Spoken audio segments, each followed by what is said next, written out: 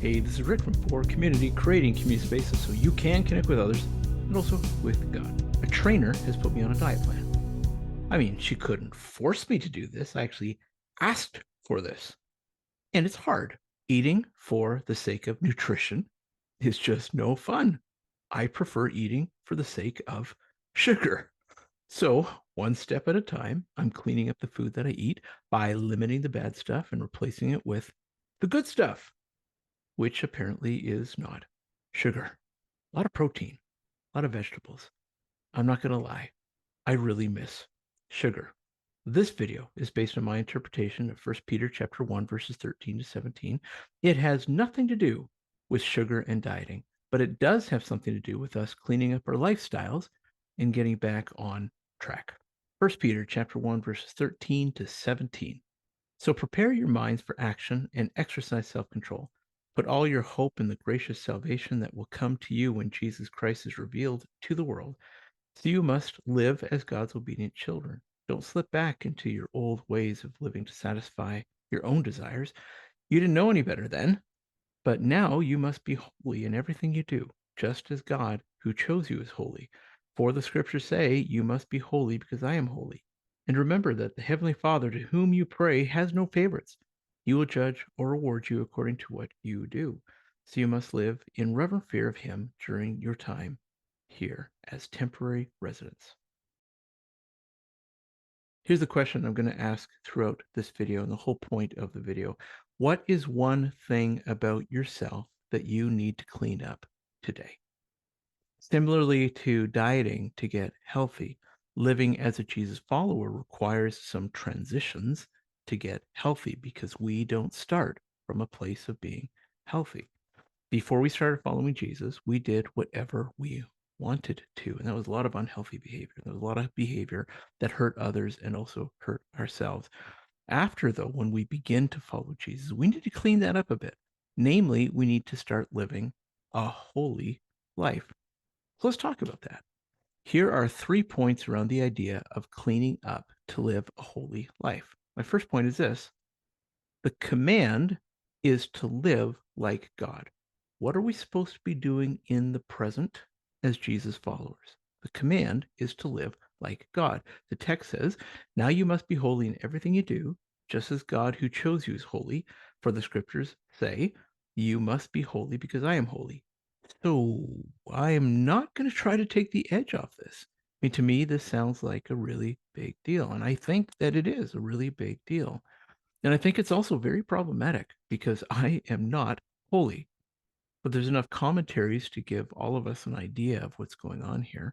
To live holy like God, we love others, and we live within the limits of being a Jesus follower by saying no to the obvious things that are wrong and saying yes to the obvious things that are right. So generally, if we say that we're a child of God, we should be looking something like God. People should be able to see the common family trait inside of us, in all of us Jesus followers. Love God, love others, and hate the sin that's found inside of ourselves. To me, this sounds like an unending process of self-assessment and growth because we are either holy or we are not holy. And if we are holy, it's only because God has made us holy, and that is what He's done. So if God has made us holy despite what our past is, then our present should be spent living out our new nature as someone who is holy. Our old nature will be a person who is unholy. Our new nature is a gift given to us.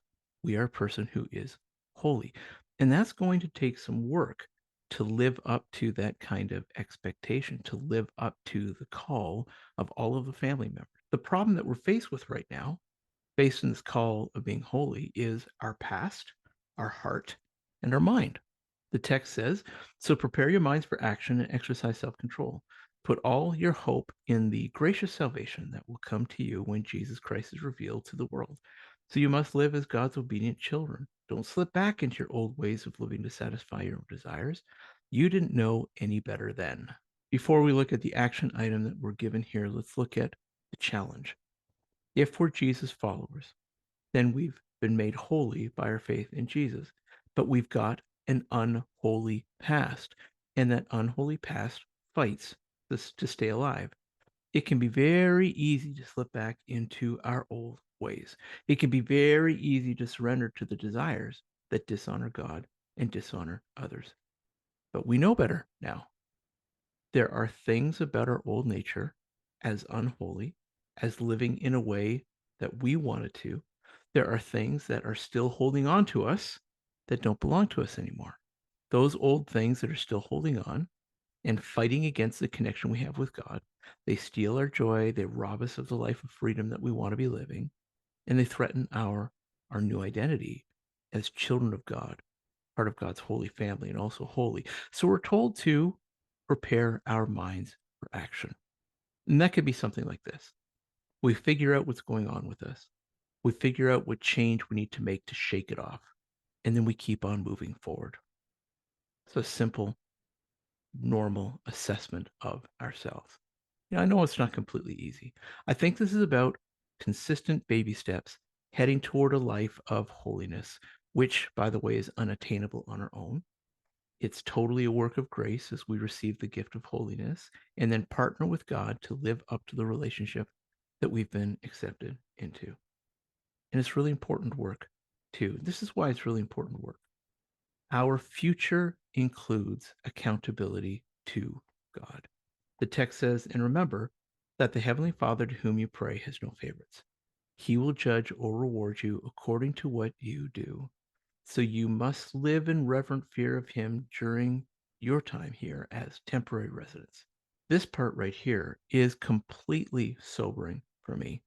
I've been a pastor for 30 years, not just like a lay pastor, not just like somebody who volunteers, an ordained minister, a reverend. And this verse tells me that it doesn't count.